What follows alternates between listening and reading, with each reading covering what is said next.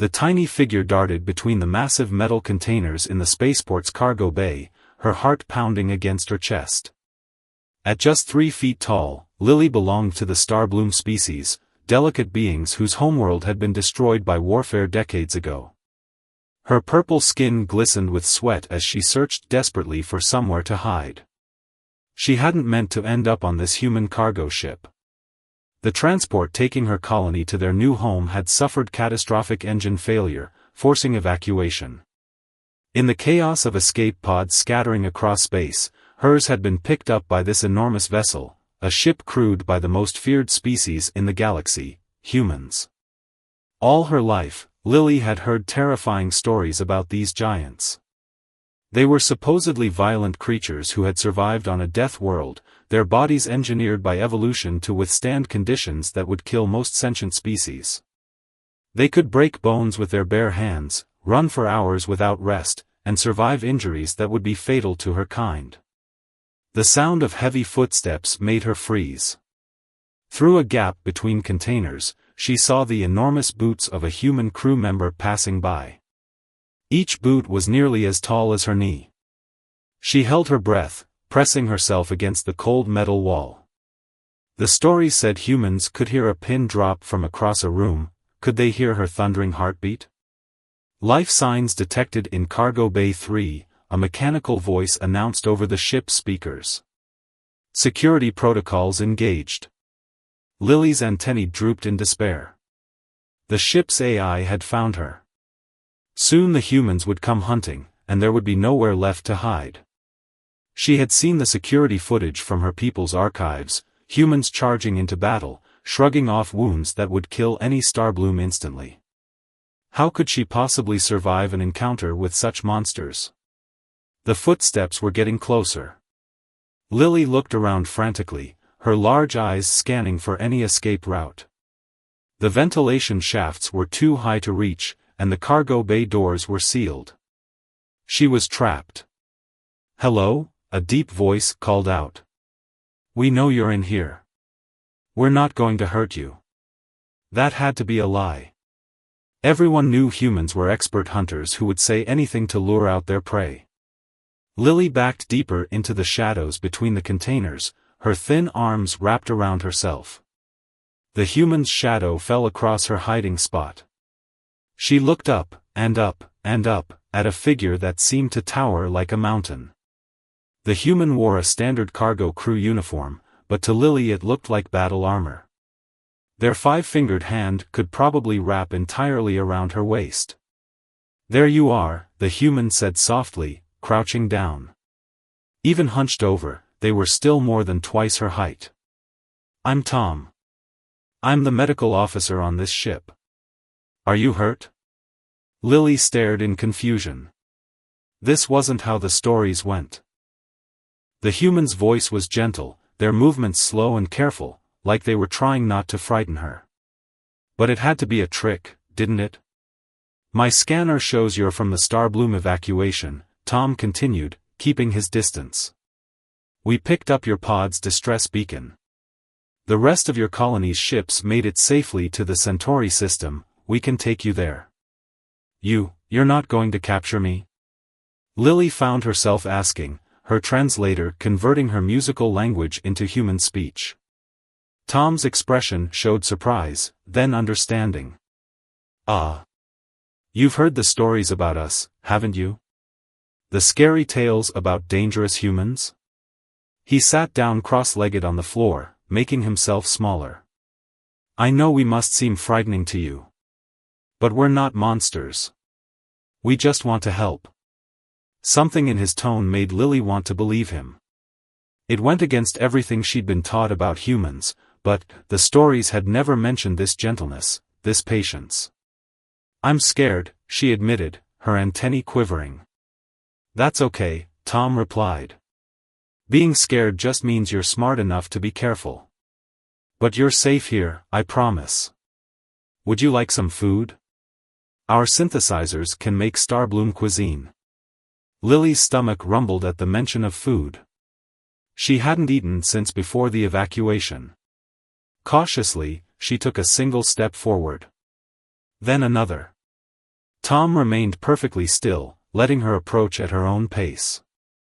"There's a whole universe of misconceptions out there," he said quietly. "Sometimes the best way to overcome them is one small step at a time." For the first time since the evacuation, Lily felt something besides fear, hope. Maybe, just maybe, not all the stories about humans were true. The medical bay doors slid open with a soft hiss, and Lily couldn't help but gasp. To her tiny frame, it looked like a room built for giants, which, she supposed, it was. The examination tables loomed overhead like metal plateaus, and the medical equipment cast strange shadows on the walls. Tom walked beside her, matching his pace to her small steps. He had refused to carry her, saying it was important that she felt in control. "Would you like a boost up?" he asked, gesturing to the nearest table. "Or I can lower it to your height." "You can do that?" Lily's antennae perked up with interest. Tom smiled and pressed a button. The examination table smoothly descended until it was level with her waist. "Human ships are designed to accommodate many species," he explained. "We learned long ago that being adaptable is more important than making everything fit our size." Lily carefully climbed onto the table, her purple skin shimmering under the medical bay's soft lights. As Tom began scanning her with a handheld device, she noticed something odd about his movements. Despite his enormous size, each gesture was precisely controlled, deliberately gentle. "Your pod's emergency systems protected you well," Tom said, reading the scan results. "But you're showing signs of stress and mild dehydration. Let me get you some nutrients." While Tom worked at a nearby synthesizer, another human entered the medical bay. Lily instinctively tensed, but this one moved just as carefully as Tom. She wore a captain's uniform and had gray hair pulled back in a tight bun. "Welcome aboard," the captain said, keeping her distance. "I'm Captain Reed. How are you feeling, little one?" "Better," Lily admitted, surprised to find it was true. "Your medical officer, he's not what I expected." Captain Reed exchanged a knowing look with Tom. "We're aware of our reputation among some species," she said. "The stories about human strength and endurance aren't entirely wrong. We did evolve on a high-gravity world with extreme conditions. But they missed the most important part about humanity." "What's that?" Lily asked, accepting a small cup of bright blue liquid from Tom. It tasted exactly like the nutrient drinks from home. "Our adaptability isn't just physical," Tom explained, running another scan. "Our greatest strength is our ability to understand and connect with other species. We can be gentle or fierce, depending on what's needed." As if to demonstrate, Tom used his supposedly terrifying human hands to adjust a micro-thin bandage on Lily's antenna with precision that would impress even Starbloom healers. "See? These hands can lift heavy cargo or perform the most delicate medical procedures." A sudden tremor shook the ship, making Lily squeak in alarm. Captain Reed immediately pressed a hand against the table, stabilizing it so Lily wouldn't fall. The gesture was so quick, so instinctive, protecting without constraining. "Just a routine gravitational wave," Captain Reed assured her. "But that protective instinct you just saw? That's the real core of humanity. We're not warriors because we love violence. We're strong because someone needs to be able to protect others." Lily thought about this as she finished her drink. The archives had shown humans charging into battle, yes, but had she ever wondered why they fought? What if those terrifying abilities had evolved not for conquest, but for defense? "There's someone else I'd like you to meet," Tom said, helping her down from the table. "Our ship's engineer, Jack, has been working with some Starbloom technology. He'd love to learn more about your people's innovations." "You want to learn from us?" Lily was stunned. "But you're so advanced." "Every species has something to teach," Captain Reed said firmly. "Size doesn't determine worth. Some of the greatest breakthroughs in human history came from studying the elegant solutions smaller species developed." As they left the medical bay, Lily found herself walking a little taller. The humans still towered over her, but their presence no longer felt threatening. Instead, it was like being surrounded by living shields, powerful beings who had chosen to use their strength to protect rather than dominate. Maybe that was why humans had survived their harsh homeworld. Not because they were monsters, but because they had learned to be strong enough to help others survive too. The engineering bay was a maze of towering machinery, but Lily no longer felt intimidated by the human-sized equipment. She sat on Jack's shoulder as he explained the ship's engine systems, her fear of heights forgotten in her fascination with the technology. "Your people's miniaturization techniques are incredible," Jack said, pointing to a component they'd adapted from Starbloom design. "We could never have made our engines this efficient without." The ship's alarm cut through their conversation, its urgent tone making Lily's antennae vibrate. "All hands, battle stations," Captain Reed's voice commanded. "Pirates detected on approach." "This is not a drill." Jack's entire demeanor changed in an instant. The friendly engineer became alert, focused, but his hand moved protectively around Lily. "Hold on tight," he said, sprinting toward the bridge. "You'll be safest with the command crew." Through the corridors, Lily saw the transformation happening all around her. The gentle humans who had welcomed her were preparing for combat. But instead of frightening her, their efficiency was reassuring. Every crew member moved with purpose, their training evident in each action. They reached the bridge just as the first impact rocked the ship.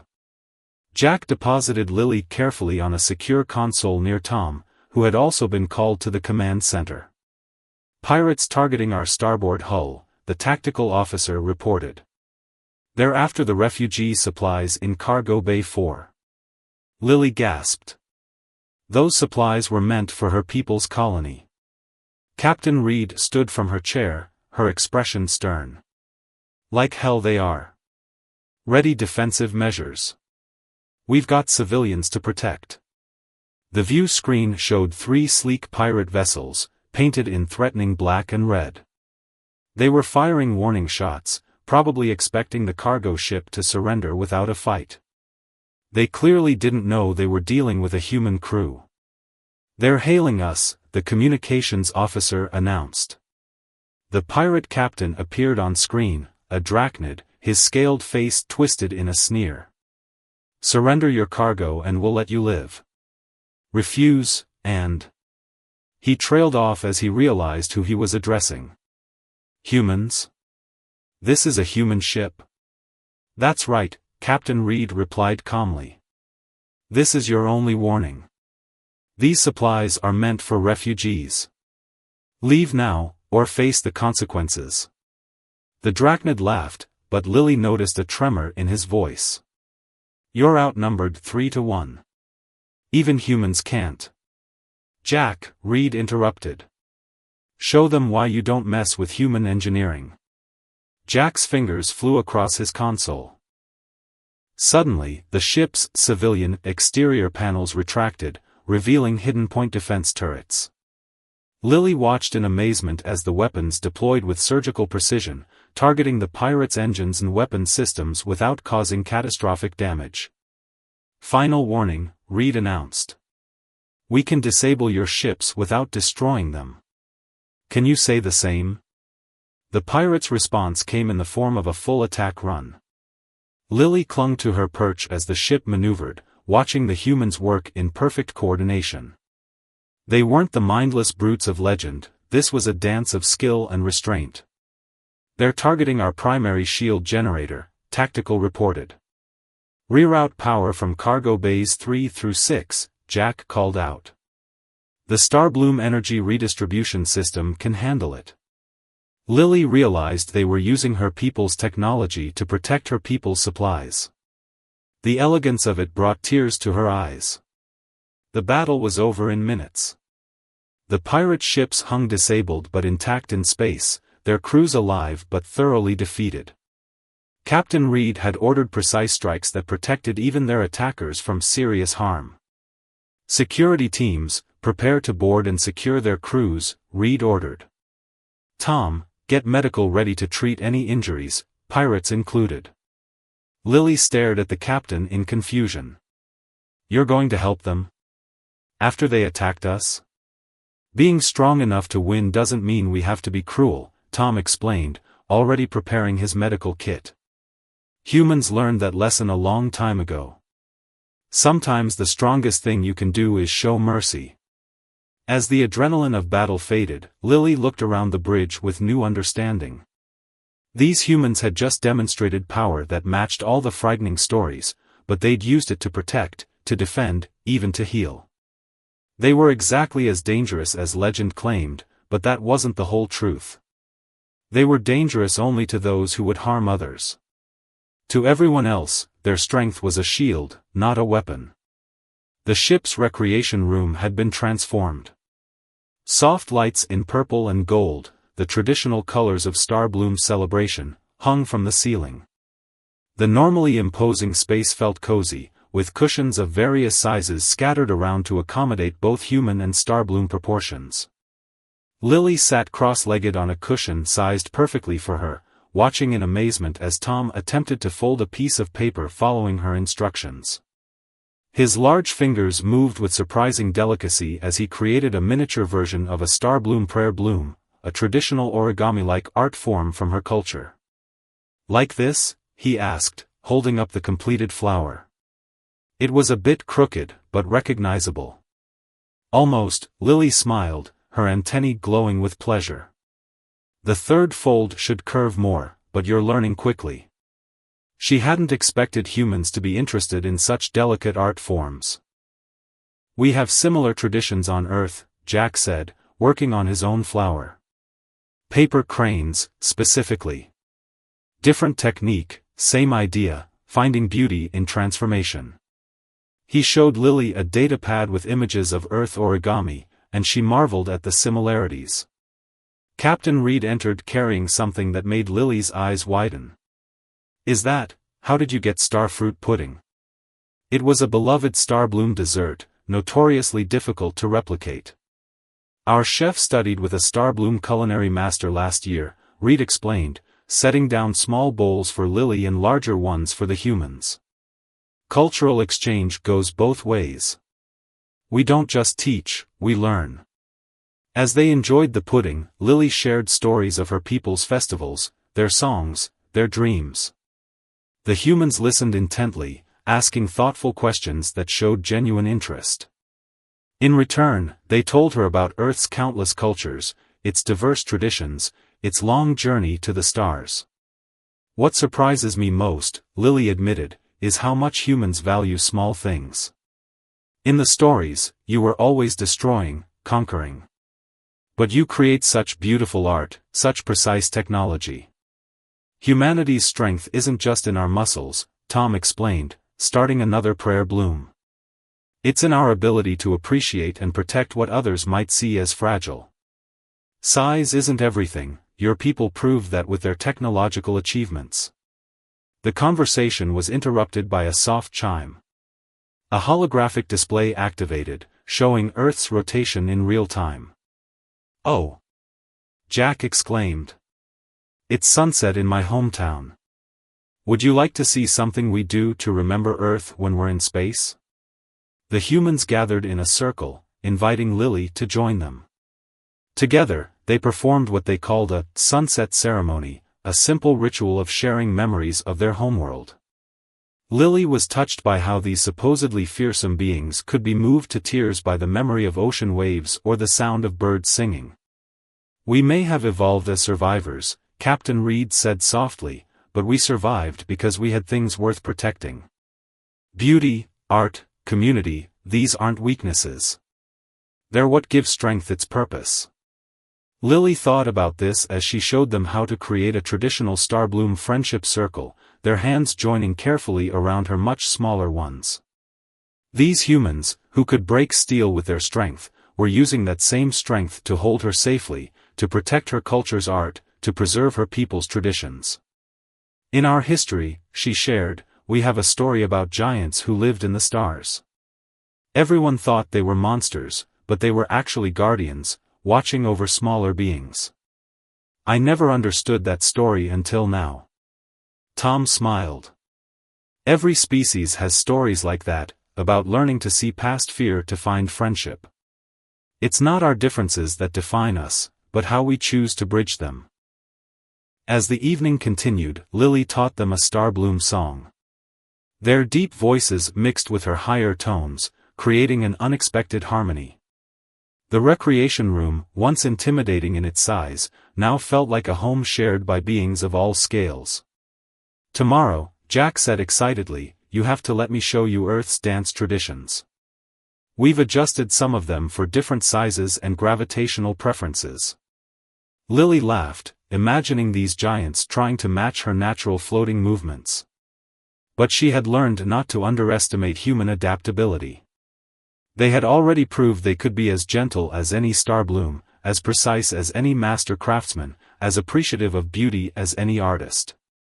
They were teaching her that true strength wasn't about size at all, it was about having a big enough heart to embrace differences. The first meteor struck without warning. Lily was in engineering with Jack when the ship's sensors screamed to life.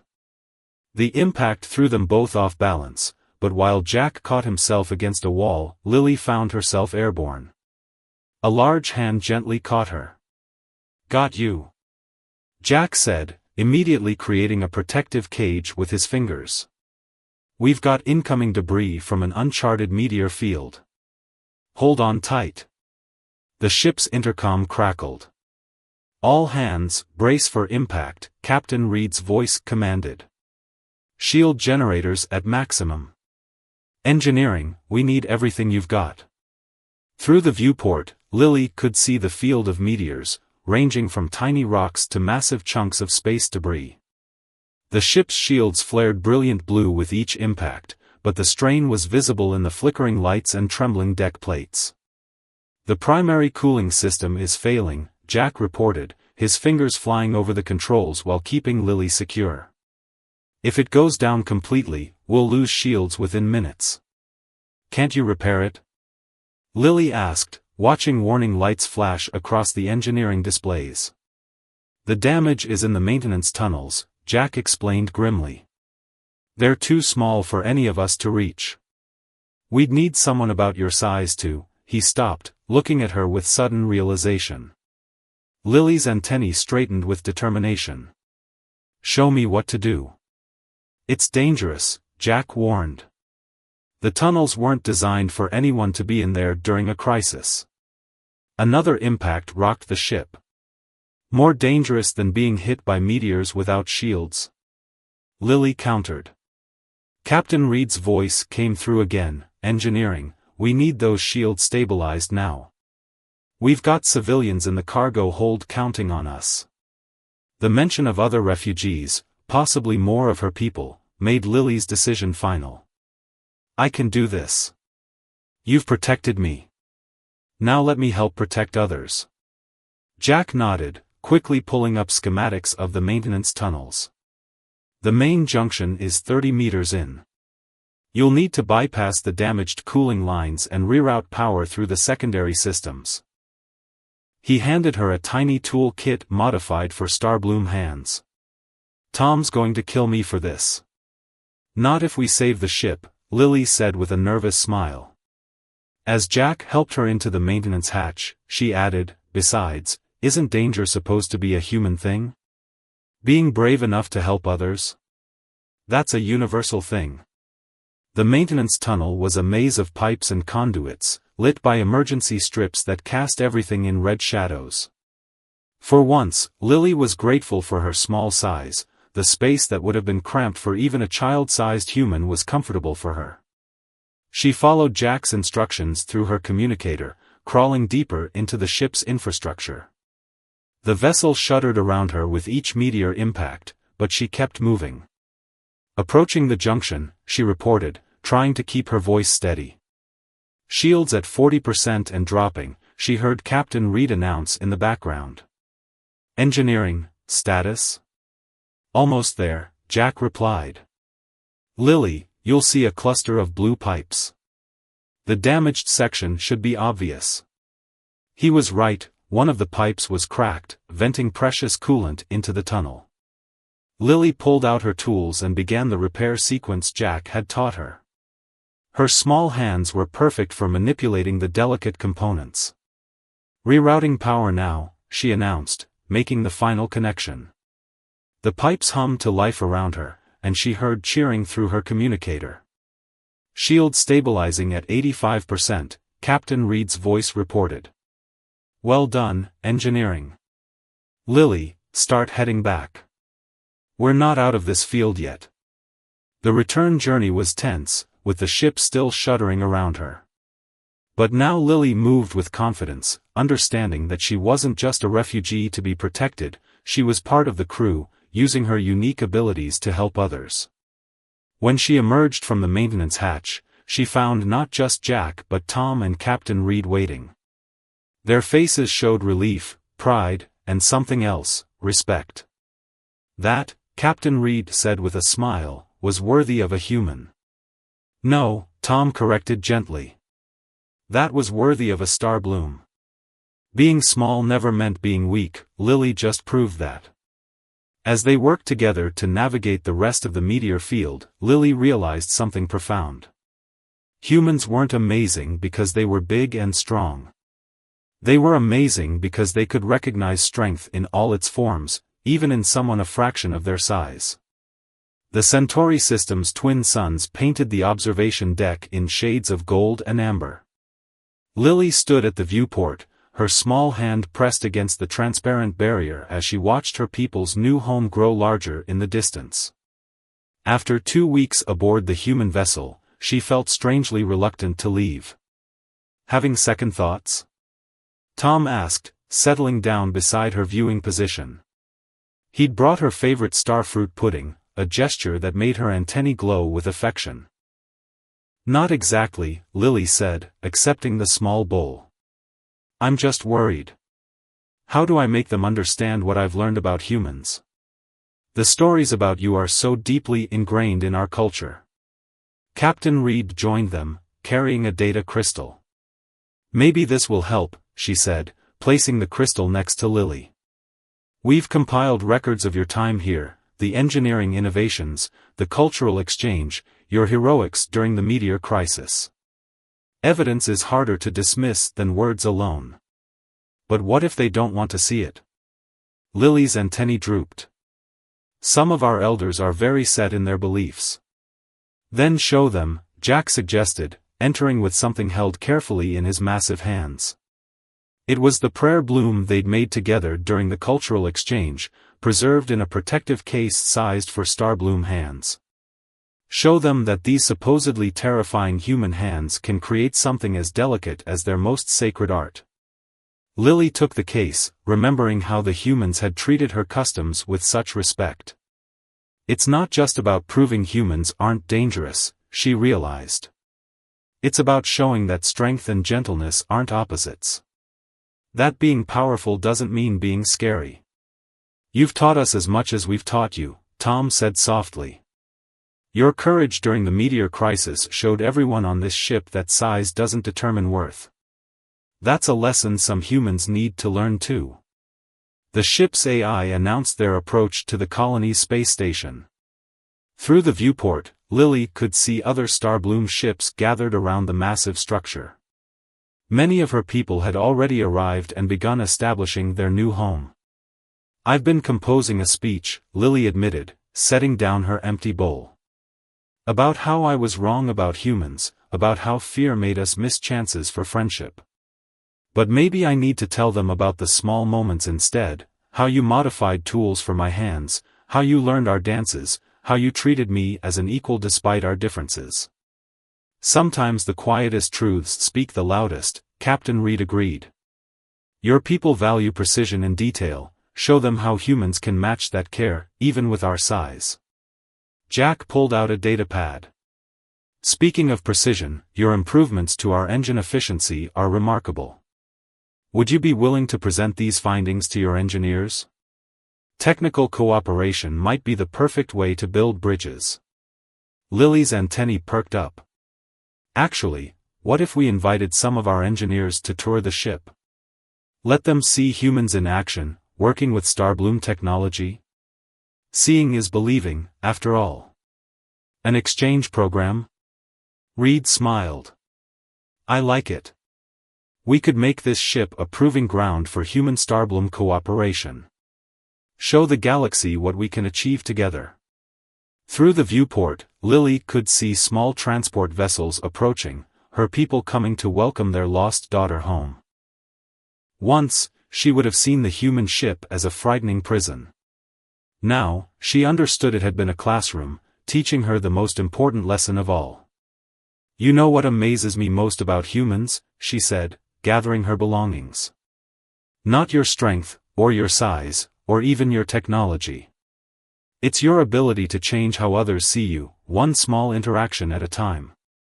That's not just a human trait, Tom replied, kneeling to meet her eye level. You're about to do the same thing for your people. Sometimes the bravest thing isn't facing danger, it's facing prejudice with truth. As the docking procedures began, Lily stood taller. She had arrived on this ship as a frightened refugee, seeing monsters in every shadow. She would leave as an ambassador, ready to build a future where size didn't matter and strength meant more than physical power. They're going to ask me if humans are really as dangerous as the stories say, she said, clutching the prayer bloom case. And what will you tell them? Reed asked. Lily smiled.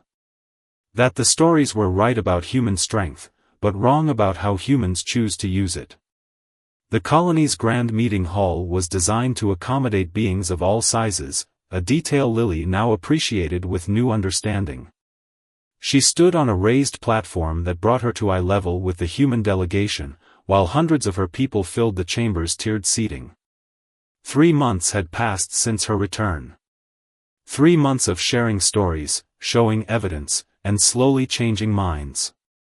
Now, she watched with pride as Captain Reed and the colony's leaders signed the first official human Starbloom cooperation treaty. When I first boarded the human ship, Lily addressed the gathered crowd, her voice carrying clearly through the translator systems, I was certain I'd found myself in a nightmare. Everything I'd been taught told me humans were monsters. She paused, looking at Tom, Jack, and Reed. Instead, I found the truest friends our people could ask for. Murmurs rippled through the crowd. Many of the older Starblooms still showed signs of discomfort around the humans, but the younger generation watched with fascination. Especially after the engineering exchange program had begun showing results. Look there, Lily gestured to the hall's far wall, where a massive display showed the colony's newest achievements. Our miniaturization technology combined with human power systems. Their defensive capabilities merged with our efficiency designs. We feared their strength would destroy us, instead, it's helping us build something greater than either of our species could achieve alone.